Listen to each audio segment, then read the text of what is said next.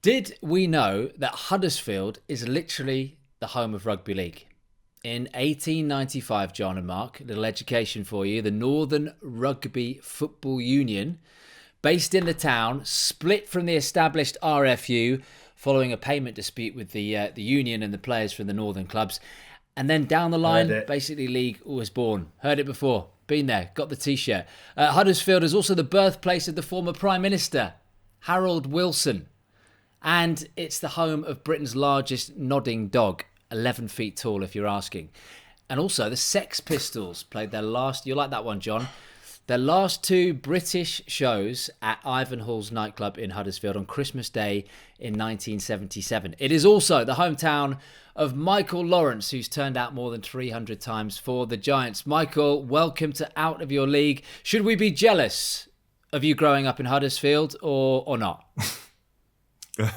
I'd say so, being a local boy, definitely. It's a great place to be, great place to grow up. Thanks for having me. It's good to have you on.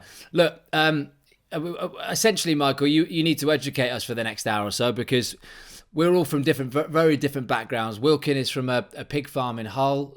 Mark was born with a silver spoon up his arse and in his mouth, and I'm a public school wanker. So, and look, I guess just the listeners in general for Out of Your League, I'm pretty sure, John, you'd say as well, it's a very white audience in terms of certainly the ones who engage with this on social media and stuff as well. So, look, I'm fascinated to have this chat, Michael. I wanted to just go in hard straight away. How difficult has the last year been as a black man since the death of George Floyd? How much has that changed you, and how much has life changed for you since then? Yeah, life has probably changed a lot, really. Obviously, since the terrible tragedy that happened in America, the death of George Floyd, and the Black Lives Matter protests starting.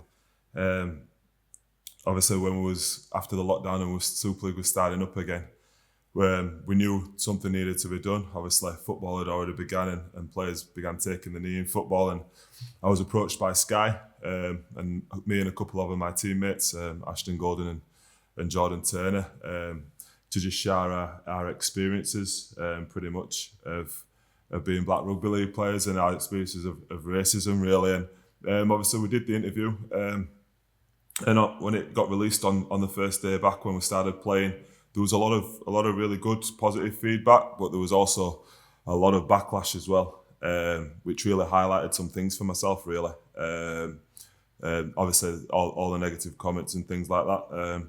And then from then, literally there was a lot of confusion and obviously misunderstanding by the message and from the interviews, and the RFL decided to pull away and create their own label and their own brand and their own organisation to try tackle this thing and make rugby league a more inclusive and diverse sport, and that's how they came up with the Tackle It initiative. But I was a big part in all those talks, really. After that first interview, I did numerous podcasts, Zoom calls with people from Sky, the media, about what we can do in the sport to make it better, pretty much. And yeah, pretty much as it came to the end of the season, I got a call from the RFL saying that they were putting this board together and be really interested if I'd be a part of it and if I'd want to be a part. And I'm the type of person who I don't like to start something and not finish it. I like to see things through. I didn't just want to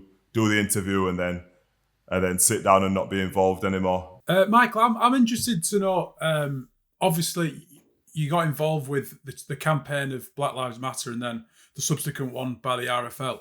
I'm interested to know your thoughts on the Black Lives Matter label, because I remember at the time when it was all happening, it was all around police brutality and like racially motivated attacks on black people, specifically in the US to begin with. From my point of view, from the offset, I totally agree with the sentiment and everything around it.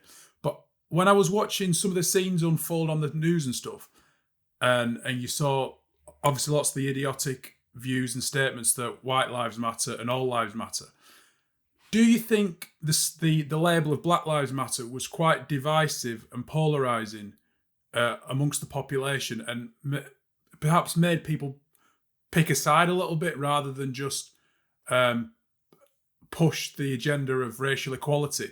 Because obviously lots of idiotic views by idiotic people. But I think one thing I thought was it's the idiotic people that need to be taught and shown where the issues are. So you kind of having to teach the idiots why they're wrong, and if they're already off put to begin with, then it's hard to kind of start that education.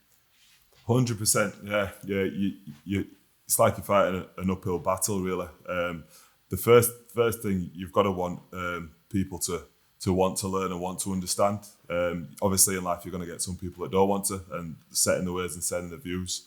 But yeah, that's the first step, really. People wanting to understand and engage and be open to hearing other people's point of views and why the Black Lives Matter protests matter, and obviously tackle it and racial equality, why it matters. And obviously they've got to want to learn and obviously change their opinions and views. Be open to change, really.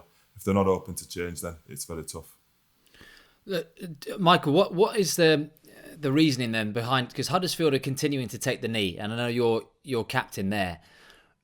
Is that still having an impact for you? Why are some teams not doing it? We've seen it in football as well. And how many discussions do you have regularly on that? Do you meet up with the other captains, with the other coaches to talk about it? No, so obviously, probably a month before the season started, we had an inclusion board meeting about the protocols, what we was going to do with going forward this season pre-game. Obviously, last year, in start of July, before we came back after the lockdown, there was a fair few phone calls with captains from different teams, senior players in different teams regarding what we was going to do when we started playing again.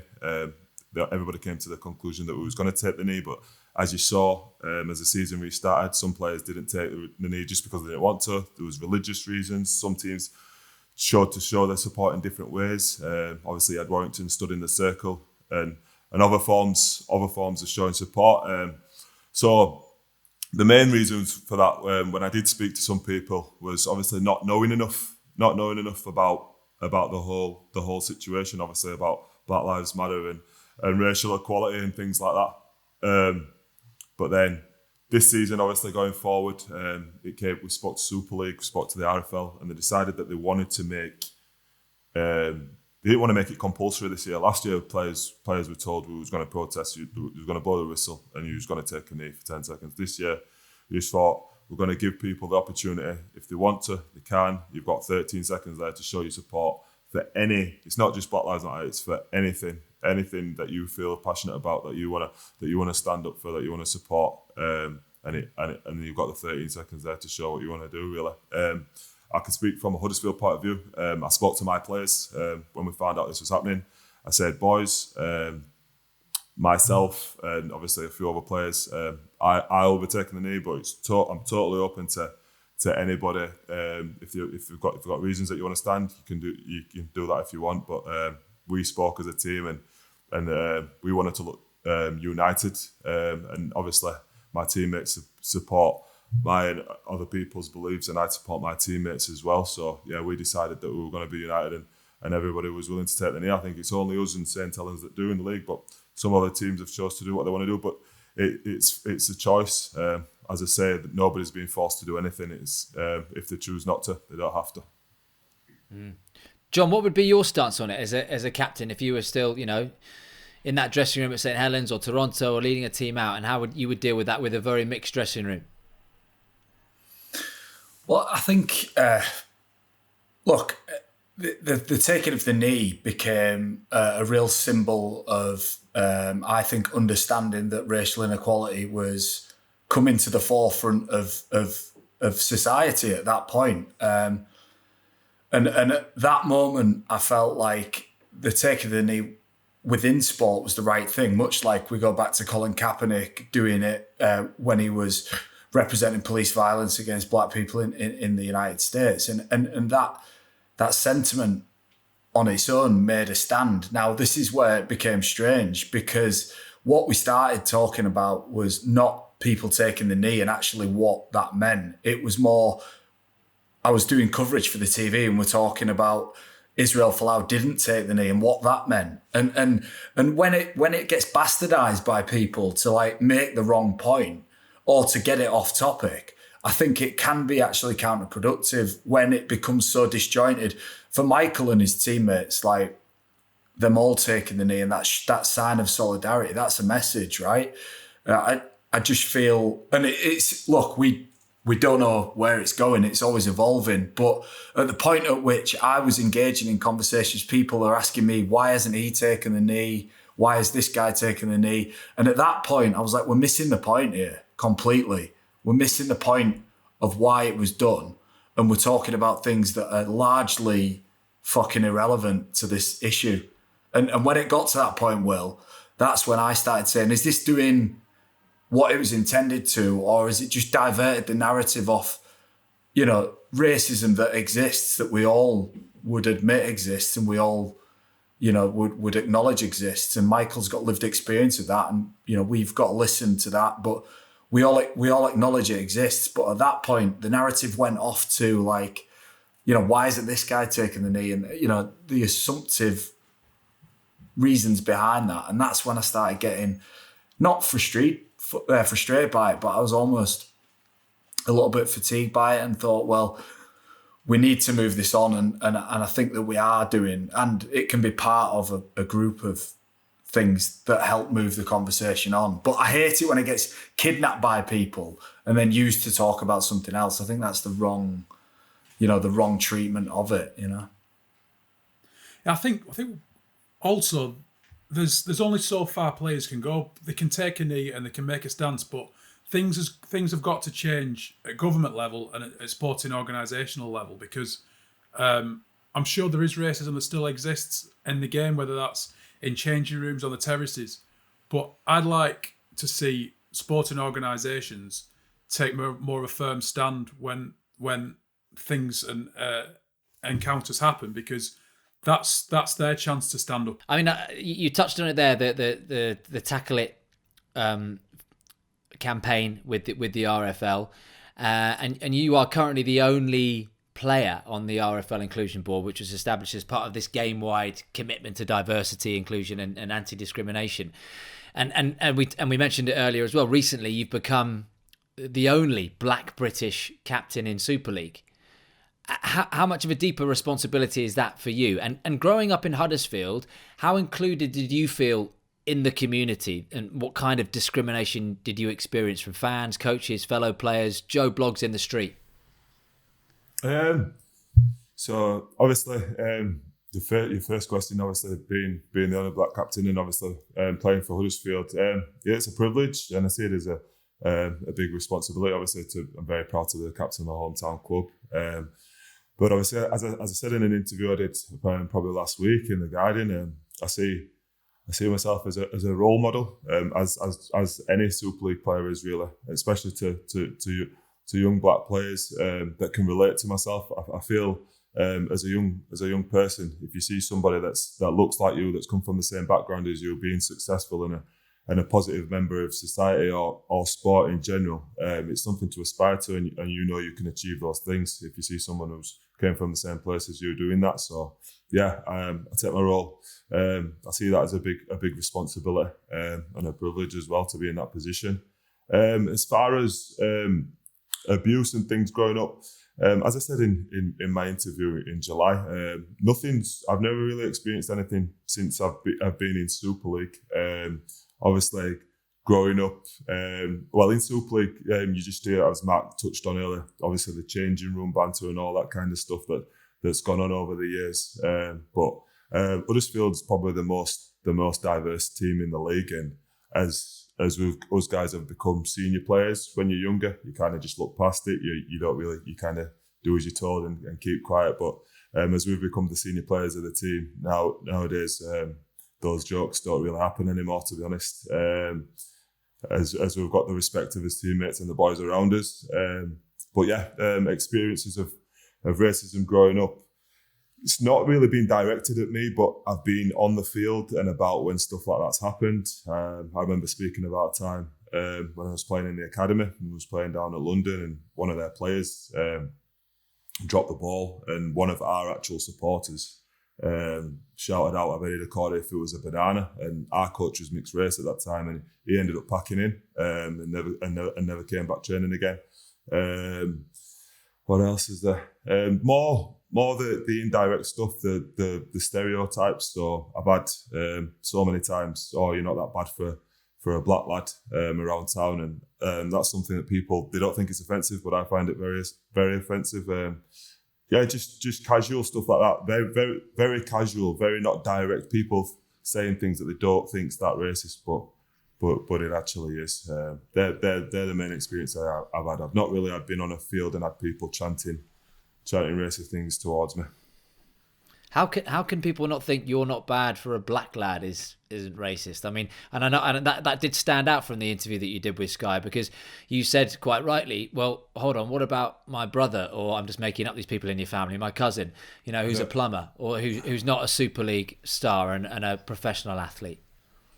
That's what I mean. That was the point I was making. I was thinking, if I'm not walking around in this tracksuit or I don't know, I don't score too many tries, so I can't say scoring tries for Huddersfield on a weekend. But Same. But what does that make me? Am I just any other black guy? Then are you just being okay with me because I'm in this position that I'm in? That's kind of what didn't sit right with me, to be fair. But I suppose I ain't got the answers to those questions. It's those people's points of view. To be honest, I was just stating my experience. Do you think, Michael, that, right, in this situation, somebody's got deeply held, subconscious, racist views, and then they go to watch their local rugby league team, and there's a guy playing for it, like yourself, who sort of dispels the myths or the preconceived conceptions of what he's expecting from a young black man in West Yorkshire, and all of a sudden, and this is where I think it comes from, Will, he feels the need to tell you that you've done okay considering, or, that sort of conversation. I'm like, but what you're doing is, yeah, it's mind blowing. But what I think, I'm just going to pull Flash up just on one thing. He was saying about sport has got a job to do. And I agree, sport, we can use that to send messages. I completely agree with that. But society has the problem. And sport is a really public vehicle at which that feedback comes across. I played up in Whitehaven for Hull KR when I was 17. I grew up in a relatively sheltered sort of life. I was, like I said, from a farming background, not a very ethnically diverse part of the world. I started playing for Hull KR with a player called Alex Godfrey. He was horrendously racially abused, from the terraces. And I think that's the first time I ever saw the impact of somebody looking different, because to me, it didn't mean anything. It was just Alex, So I think society has a problem. I think society comes to watch sport. By definition, people are interested in sport. But then this is where I think it flicks, and this is why the tackle it thing's important, is that sport can kick back and tell society where it's going wrong. And that's where I look back to Colin Kaepernick, and I look back to Donald Trump and all of this political turmoil in the USA, and I think, why? Right, let's fucking use sport to stand up for people, because we can. 100%. Because how important, Michael, is it that you've got a voice through sport? 100%, it's massive. Obviously, like I said, if I wasn't in the position I'm in, obviously it's privileged to be a Super League player, you wouldn't have nobody to listen to be honest. So yeah, I feel that was one of the responsibilities I felt when I was approached by the RFL about being on the board. I thought, I'm very lucky to be in this position to be asked, and I can actually have an impact just by sharing my experiences and putting my points of view forward. So that's one of the reasons I took up the position, to hopefully help create some positive change. How do you feel about your nickname? Because this is the first time you and I have spoke at length, and I've always known you as Bruno. I just know your nickname's Bruno, and you're obviously called Michael Lawrence.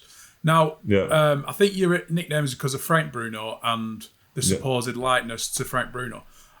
I could see that as quite offensive as a black man playing sport being likened to another black man who don't really look much alike. How does it make you feel to get a nickname like that? It was all right because it started when I was like 6-7 year old in junior school. So it started because of my voice was probably as deep then as it is now. One day we was playing football. It's very deep, Michael. It's very deep. There's just a whale. In a minute, a whale's just going to swim past his back window like that. It's like that's the only animals he can communicate with. We were just having a kick about at school and we was picking teams and one of the year sixes just said, oh, he laughs like Frank Bruno, and literally my amateur team got hold of it and it's just stuck ever since and just followed me through pretty much. So that's where it's come from. So no, it's not about actually what I look like. It was more the deep voice that it's come from, to be fair. Because Emil Heskey got the same nickname, I must have presumed wrong then. But the two black guys playing sport have been likened to another black athlete. Yeah. No. It's just about the voice, to be honest. But I suppose... it started in school and the guy that gave me the name was another black guy as well. So, I'm fine with the nickname. Yeah. Michael, Rugby League has made no secret, has it, of its desire to become a more culturally diverse and welcoming sport. That is not an overnight fix, is it? And I'm sure you've had this in your brief time on this inclusion board. How on earth does it go about that and tackle it? I mean, no pun intended. Yeah, so it's initially a 5-year plan, and each board member, I think we're on there for 2 years before you can reapply or be re-elected, I think. And each of the goals, they're all measurable. Pretty much the goals that they've set out to do. If you go onto obviously the RFL website, you can see actually the plan on there. But there's all kinds of stuff on there. Some of the main points for me are obviously getting in participation up in obviously different cultural ethnic communities. Obviously, as you know, areas of Bradford, Leeds, Manchester, there's large communities here that are not in touch with the game. And I think it starts with the grassroots level. I think getting into schools, getting into amateur clubs in those areas and spreading the game in there and increasing participation levels within 10 years time, then that starts to flow through to the top level of the game and into obviously the championship, and you start seeing the sport looking more diverse if we can get these communities engaged. Also, I think we're missing out on a massive fan base, a new fan base that we can join to the sport. Obviously, everybody knows the game needs expansion and new fans. It's been stuck on the M62 for the last 20 years, pretty much. So I think, for the game to grow, diversity is definitely needed. And I think the grassroots level and getting in there, I think that's the way to do it. I find that quite strange, though, in a way, just listening to you talk there, because there's a feeling in rugby league, isn't there, that it's failed to connect with those multicultural societies in essentially, the sports heartlands, the northern parts of England, northern England. Huddersfield, for example, and you know this more than anyone, has a massive Caribbean community. So why have they not engaged with the sport over the years? When let's face it, the Black Stars have been playing rugby league since day dot. I'm not too sure. I think just have to get into clubs and just find ways to get people involved and join to the sport. A lot of people in this town, a lot of people think it's a rugby town, but it's not. It's a football based town. You'll find that most kids will choose football over rugby in Huddersfield. We average probably about 5,000 to 7,000 fans a game, whereas town, they're selling out the stadium and they're in the championship. So it is actually a football town. And I think obviously trying to pull those kids over to rugby league and get them into the junior teams around the area, that's what we've got to try to do, to be honest. But obviously that starts by going into schools and then getting these kids up to local teams. I think we've got about six local teams in Huddersfield, and those numbers need to increase. Do you think that then the history of the game and in terms of, I mentioned those Black Stars who played rugby league from day dot, needs ramming down people's throat, needs ramming down communities' throats? And for those who don't know, like I was doing a bit of reading into this, and the first black athlete to play professional rugby league was a guy called Lucius Banks, who I'm sure you know about, Michael, and he signed for Hunslet in 1912. He was a US soldier. He was spotted playing American football by a Hunslet club member in New York. He was on business. And then, of course, much further down the line, you've had the great Clive Sullivan, who became the first black captain of any British national sporting side when he led Great Britain to the World Cup in 1972. He grew up in Cardiff, and he's got a fascinating story, isn't he, in the 1950s. And I think it was an open secret back then that he was never going to be selected to play for the Welsh national team because he was black, as simple as that. So he had to think outside the box, and he joined the army. And while he was stationed in Catterick in North Yorkshire, he played in a trial match for Hull. And kind of the rest of his history. He scored a hat-trick, became one of the greatest players in the club's history, 250 tries. And then when Hull pied him off in 1974, he went down the road and joined Hull KR and stayed for another 7 years and scored 118 tries. So, these guys need to be celebrated. Billy Boston, Des Drummond, Ellery Hanley, Martin Afire, who was on Sky, I know when your piece came out as well, talking very passionately about it. Jason Robinson. These guys have left an incredible mark on the game.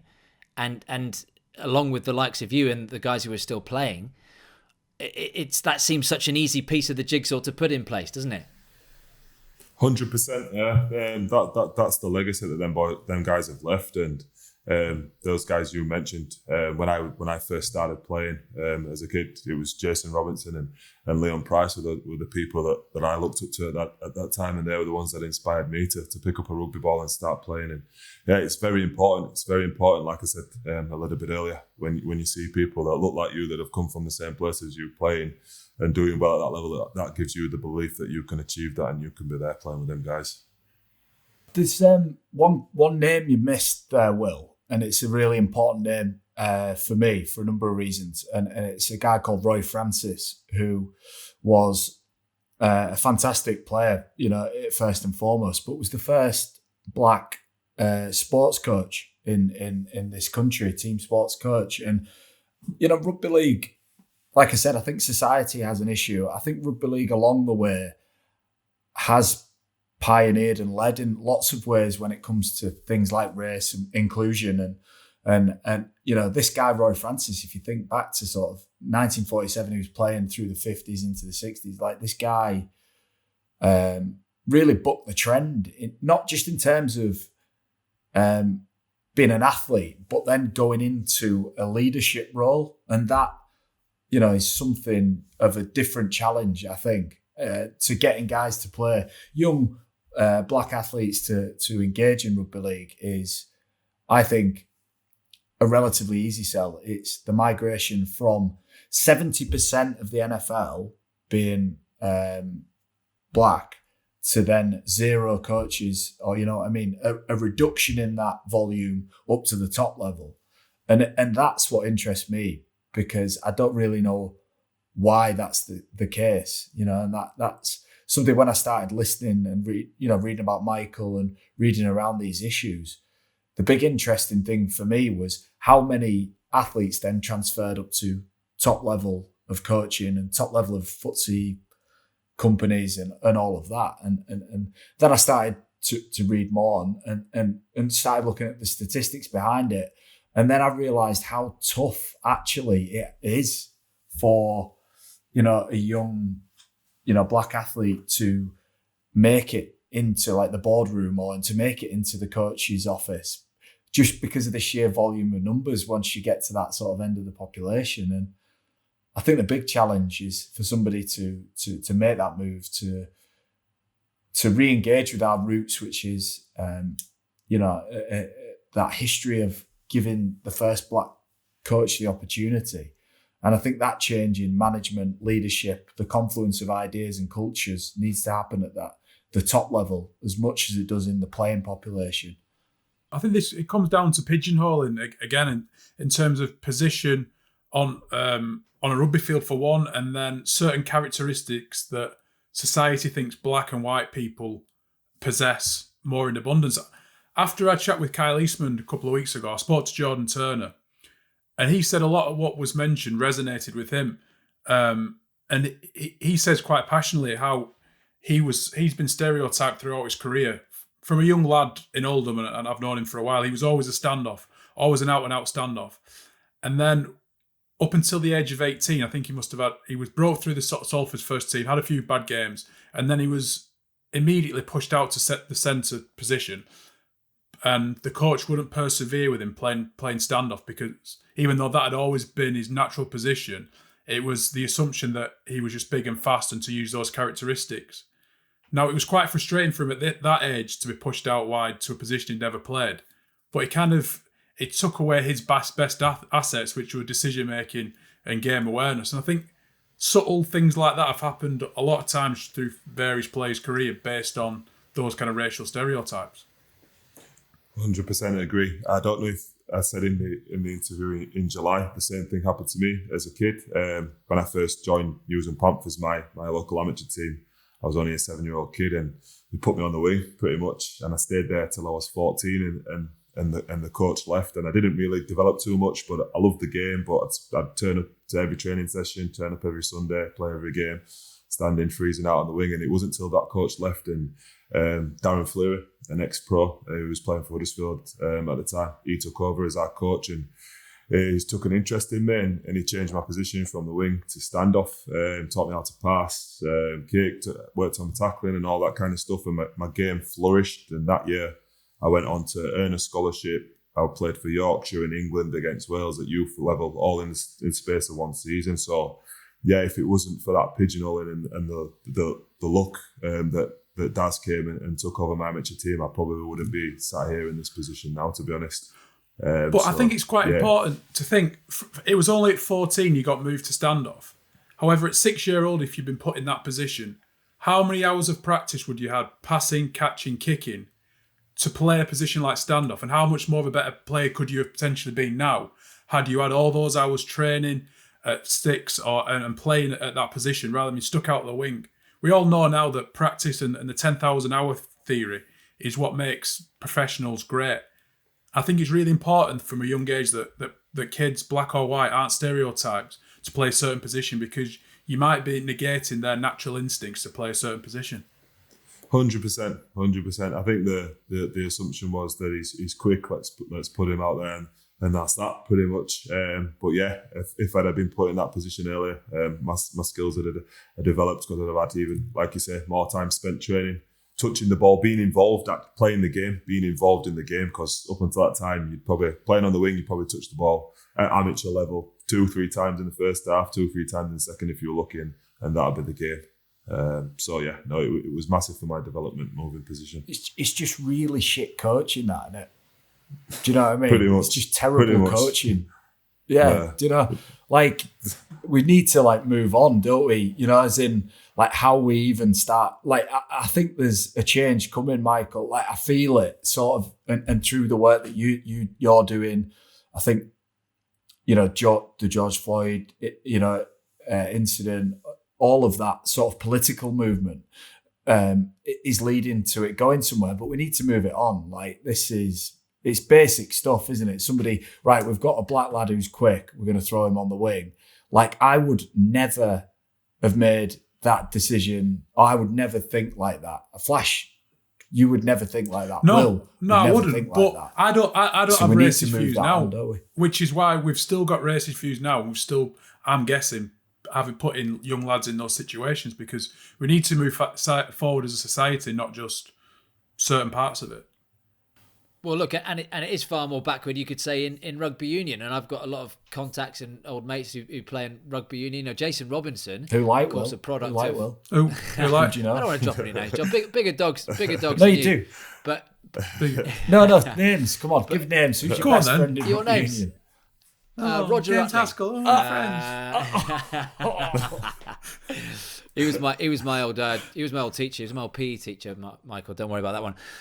No, but listen, Jason Robinson, right, a product of Wigan Warriors, was Rugby Union England's first captain. Okay, a World Cup winner in 2003, of course. But he was the first black player to captain England's Rugby Union side that late on. We're talking 15, 20 years ago.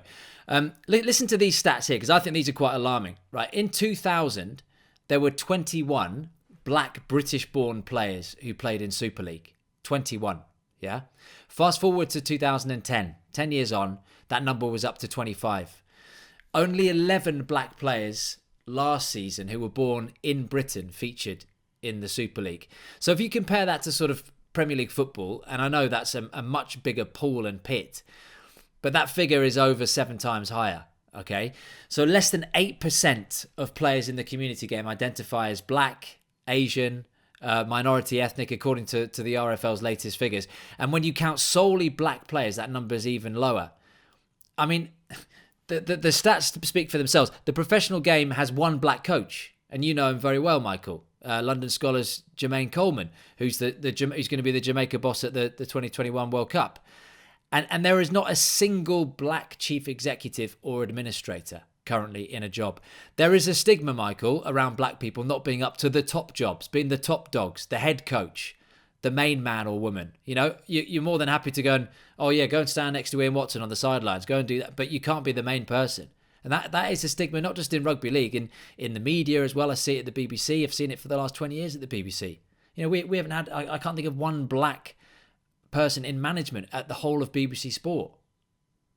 You know, and so, but when I throw those figures at you, and you know them because they will come up in the inclusion board. I mean, Wilco, does that surprise you, any of those numbers, when you put them like that on the table? Yeah, well, the lack of young black people playing in Super League doesn't surprise me at all, because whether we want to admit it or not, we're in competition with football, and football is like a sponge that just absorbs. If you're athletic and you're good, and you know whatever place you are living in now, you get taken in by football. You know, and that's probably why that number has decreased, I would say. In terms of the numbers in the top jobs, there's an undoubted amount of subconscious bias and stereotyping and all of this, but there's a part of it has, like I said before, without labouring this point, has to do with statistics. As in, let's say the population of the UK is 100 million, which is, just to simplify it and make it a round number. And there's 5% of the population are black. There's 87% are white. You know, at either extremes of that population, that it means that by the time maybe a black guy is applying for a top job, he's not only is he against cronyism and subconscious racism, but he's against 25 white people to get that job. And then there's, in sport in particular, the only people who get the top jobs are deemed the most competent. Then all of a sudden, if you're not number one, you're not getting the job. So when you start thinking and like, it's the racism and the subconscious bias and all that is there. But when you throw into it statistically how difficult it is, that goes somewhere to explaining maybe why we see so few, I'd say, black chief execs and black coaches. And just before tonight, what I did is I rang a couple of Super League chief executives and asked if, when they had put out for a head coach, had they had any black applicants, any, I'd say ethnic minority or different applicants. And they said no.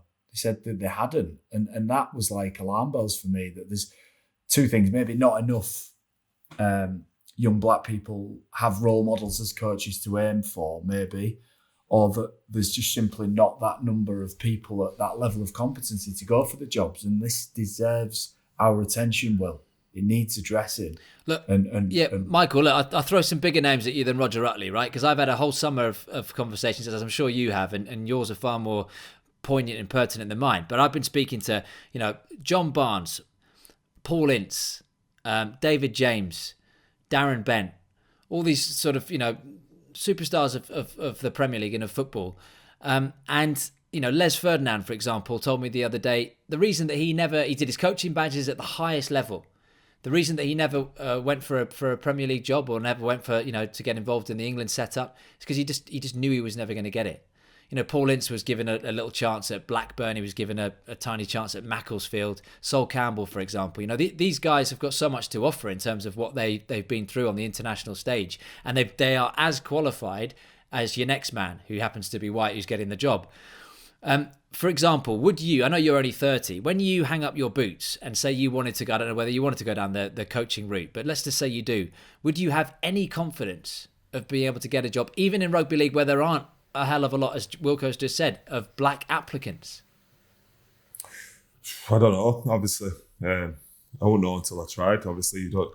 There's, like you said, there's only Jermaine in the whole country out of all the divisions in rugby league. Out of the 3, obviously, professional divisions, there's only one black coach. But yeah, if I was to go down that route and try, I'd know it'd be definitely an uphill battle with, like John said, statistically, the numbers are down, so the odds are already against you succeeding. So no, I can't really answer that until if I'm ever in that position. But do you think we need a sort of a Rooney Rule? And for those who don't know what that is, that was brought in 2003 in the NFL. And that basically, it makes it compulsory for NFL clubs. It's a policy requiring every team in the NFL, all 32 clubs, to have a head coach, when they have a head coach vacancy, to interview at least one or more diverse candidates. Because let me put it this way, I know you've not got a whole load of people, as John's just said, queuing up, black candidates, diverse candidates queuing up for the jobs. But unless you make a stance, a club makes a stance and says, we're going to have a black head coach, we're going to have a black board member, a black chairman, then we'll be asking these same questions in 25 years, 30 years' time. As long as the person's qualified, nobody's wanting a handout, nobody's wanting to be given a position. As long as the person's fully qualified and capable of doing the job and good at the job they do, then I think they should just get a fair crack like everybody else with the no. But Michael, Jermaine Coleman can't be the only qualified black human being to be a rugby league head coach. No, that's true. I don't know any others. To be fair, obviously I know Leon was up at Workington for a short spell.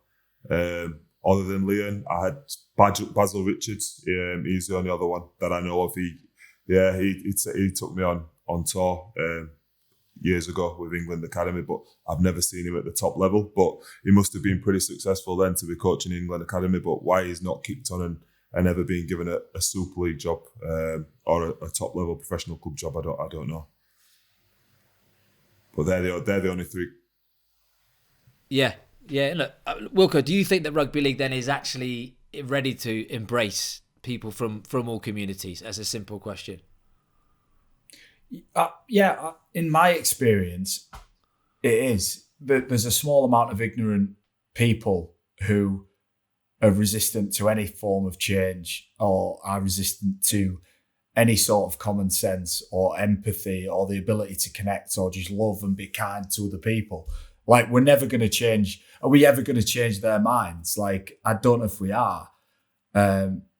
Is rugby league ready? Of course it is. And like, but what can I say? Like, I'm a white guy. Like, me and my wife had a good chat about this. And we were saying, like, imagine like life is like a set of 5 doors that you've got to get through. And I was like, as a white working class man, maybe I've got 3 of those 5 keys to get through those doors, right? And my wife, as a working class white woman, maybe has 2 of those keys. And Boris Johnson and Donald Trump have got all 5 keys, right? So for people in life, we're all going to face barriers and things that stop us getting through those doors. But for people like Michael, and this is what he's doing, and this is what he has done, and it's what Colin Kaepernick did, and it's what Roy Francis did, is you say, fuck the keys, I'm just going to smash through the door. And my wife is the same. As a woman, things are put in our path as barriers. And there's only a handful of men in the world, white men, who've got all of the keys. And for everyone else, some people have less than others. Michael undoubtedly has 1 less key than I do because he's black. And Michael's had the strength of character, the resilience of mind to not let it put him off. But for every Michael, there's 100 guys who got put off by that situation. And I'm all about like balancing that situation up, about really looking at where the power in our planet lies, not just in this conversation what we're having about rugby league is like a microcosm. There's some big conversations to be had about all that. And But I do think I respect people who say, well, I'm not interested in the barriers people put in front of me and I'm just going to smash through them. And once you're through the other side, Michael, that's the time somebody like yourself can make a point, isn't it? 100%. I agree. There are so many questions, aren't there, as well, that just, I say, need to be answered. It's not something you can answer overnight, but how can you instigate change when nobody with a sort of true experience of knowing what it's like to be black is there on a board to put those views across? And that's my point about the, not just at player level and not just at head coach level, at the guy who appoints the head coach. There's a guy there who says, well, hold on, we're at least going to interview a black candidate. And I'm going to go out, and I take your point 100%, Michael, saying that you don't want to be there as a handout, but it feels almost we're at a stage where it's like, you need a Rooney Rule where let's find a candidate to at least interview him, and there may be a role that maybe not even head coach that he or she gets on the board of that club, or alongside the chairman of that club. It's got to be genuine as well, though, wasn't it? I think that like I was reading up on the Rooney Rule as well, and there's a chance it can be taken as tokenism as well, because if you're interviewing for a job and invite a wide range of applicants, you want to give the black person as much chance as the rest, but there's a chance that they could just be ticking a box and interviewing a black person. So I think it's got to come with a genuine care for all aspects of society. And I think that's just one thing that I took from the Rooney Rule, was that there's a threat that it could just be tokenism and it's just a bit of a gesture rather than actually wanting to give everyone an equal opportunity. Michael, answer this one honestly, and then we'll move on, because I really want to talk about, before we finish, about Jamaica, because that's so exciting, isn't it, for the Rugby League World Cup. You played England Knights, right? Which is Mark's very proud of. That's his internet. Well, how many England Knights caps did you have, Mark? I know more than me, but how many was it? One. Just the one. I think I scored as well. I've heard, Michael. It was a great. It's framed. I know you've said before, Michael, that you were an England camp or an academy camp where you were the only black person out of like 40 people. You've since gone on to play for Jamaica. You're only 30. Do you think... You only 30? Yeah. Michael's not only 30. He's been playing... How long have you been playing? I'm oldest. This is my 14th season. Everyone thinks I'm like 36. It kills me. I'm only 30. I'd just gone 17 when I debuted, 2007. Oh, it was an early start. That was what it was. It was. Yeah, everyone thinks I'm way older than I am. You retired? You've been around forever. I remember tackling you in about 1997, I'm sure. Just back to that point, because we asked Carl Eastman a similar thing with rugby union. Do you think, one, that you would have played more for England? And look, answer this as honestly as you can, if you had been white, with your talent and what you've been doing in Super League. And I'll throw this one at you as well, Michael. Have a guess how many black players have played for England since 2011?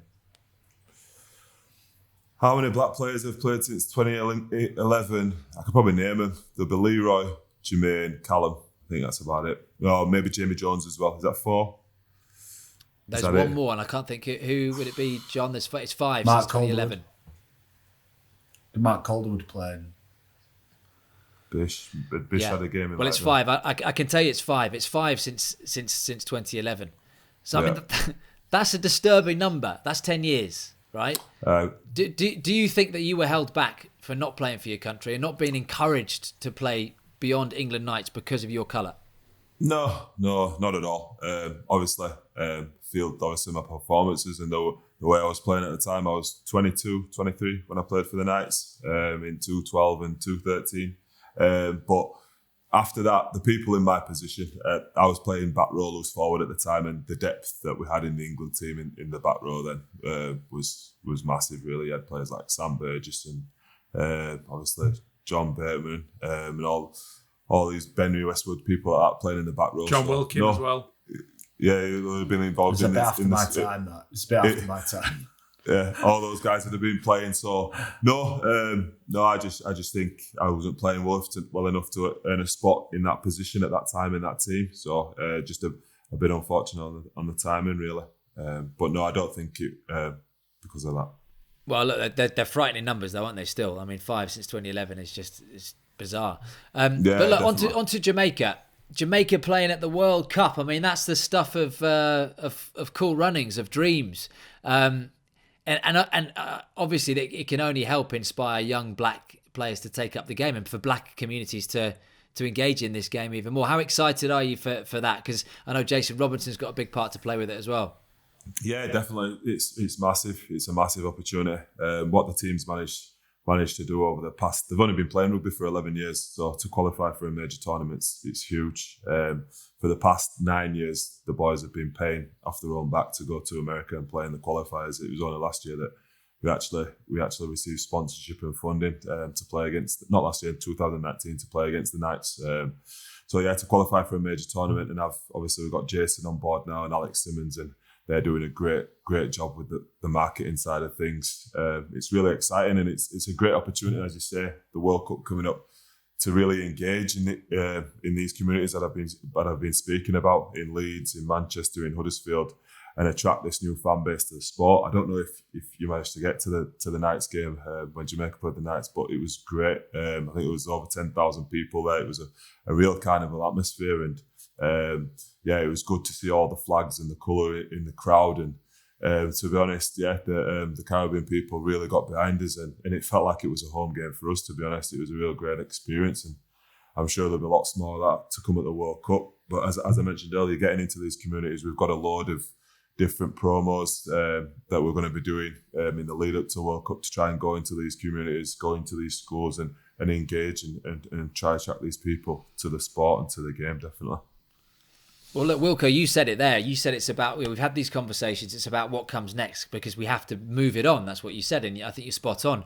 And surely this is the perfect opportunity for Super League and for the RFL to tap into the success, even if Jamaica get absolutely walloped at the World Cup, to tap into that and bring that into the following season. Yeah, well, I'm really excited about the World Cup for all those reasons, really. I think it's a chance to spread the word of rugby league to as many people as possible, as many different societies, cultures and backgrounds as we can. And one thing I've been really impressed with the World Cup campaign so far is it rarely mentions rugby league, right? The World Cup promotional stuff is not talking about rugby league. It's about equality, it's about diversity, it's about like corporate social responsibility, the messaging, it's about, community. Like that's a big part of it. And the guys behind the World Cup have in rugby league, sometimes what we're guilty of is going, right, rugby league's that good, people will just love it, they'll love it, they'll watch it and they'll love it. And you think, no, they won't. They need an emotional reason to get involved. And Jamaica's story might be a reason for many people to engage with the game. The wheelchair rugby league might be a reason for many people to engage with the game. The women's game might be a huge reason to re-engage with that, that feminine audience that we've historically always had. So this is why the World Cup's exciting. It's not men aged between 19 and 35 just beating each other up and that's interesting. It's like, look at the scope our game's got and let's explore where that can go. And that for me is why I'm excited by the World Cup. Not the rugby. I mean, the rugby's going to be cool. Like, of course it is. But it's more what can come off the back of it. And it's almost timely of what's going on. I think we need more from the sport. We need more from people. And maybe the World Cup can inspire that.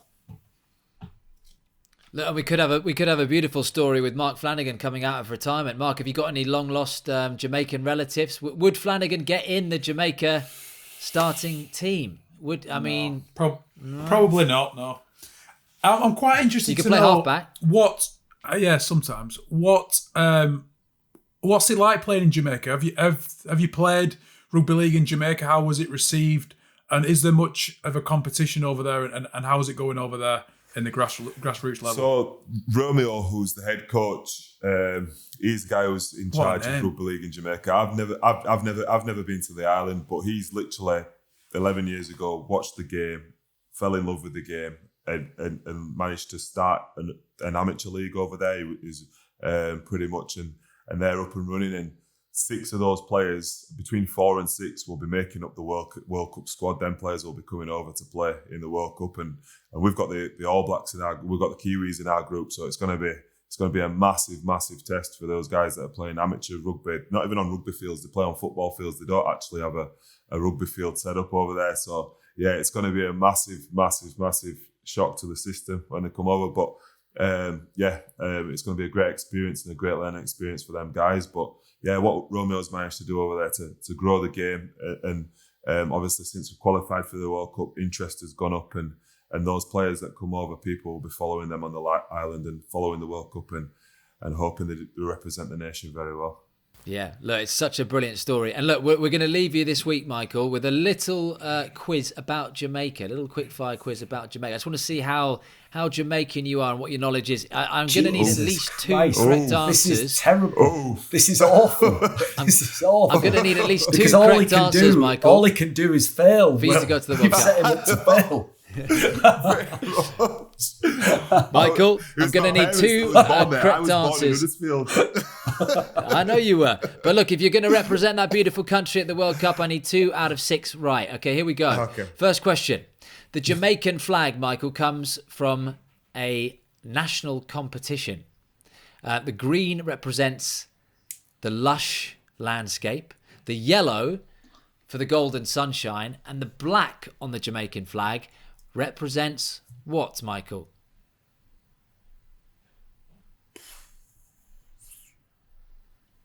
No idea.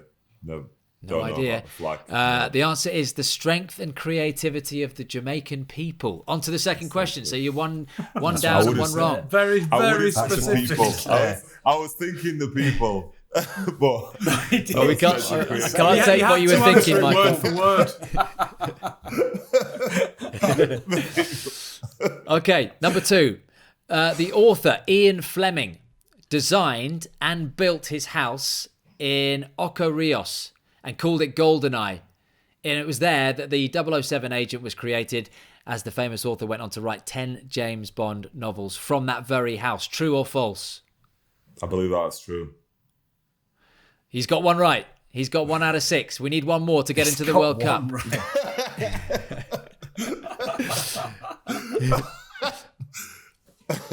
Michael, Usain Bolt ran the world's fastest 100 meters in 2009 in what time?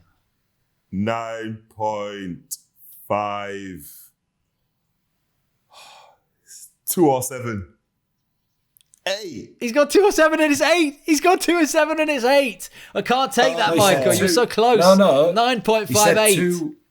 2 plus 7. And then he was just about to say minus 1. He was just getting there. He's getting to the 8. Oh, good. Michael, you've got you've got your socks on. We need to get your shorts and your shirt on. Okay, you've got 2 wrong out of 3 there. We move on to the 4th question. Which actor played Earth Blitzer, the coach of the Jamaican bobsleigh team in Cool Runnings? John Candy. He's going to the World Cup, everybody. He's going to the World Cup. Congratulations, and look, let's just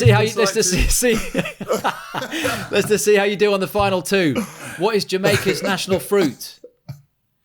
Pardon? What's Jamaica's national fruit, Michael? National fruit. Mangoes? The correct answer is ackee, which is like a pink and black thing. It looks like a bell pepper. Yeah. Ackee and saltfish is the national dish. And the last question, did Bob Marley ever have a UK number 1? No. I say no. Is the right answer. You would have thought he would have done. The closest he came was number 3 in 1999, Mark, years after he was dead, with Sun is Shining. There we go. Look, Michael, normally we just talk about... Great song, wasn't it? Normally on this podcast, we normally just talk about John Wilkin's pencil dick or Mark's, hair transplant that he had in Turkey that year. But I really appreciate you coming on and having that conversation. Let's face it, with 3 white guys who have no idea what they're talking about when it comes to those issues. So thanks so much for that, mate, for educating us, and I hope it's an interesting listen for people as well. Michael, best of luck, mate, for the rest of the season and for the World Cup. Can't wait to see you there. No worries at all. Thanks for having me, guys. Cheers. Thank you very much, everyone, for listening to Out of Your League. We'll have a new episode for you every week, available to download from wherever you get your podcasts. You can also watch us on YouTube, and don't forget to give us a follow at Out of Your RL on Twitter. See you next time.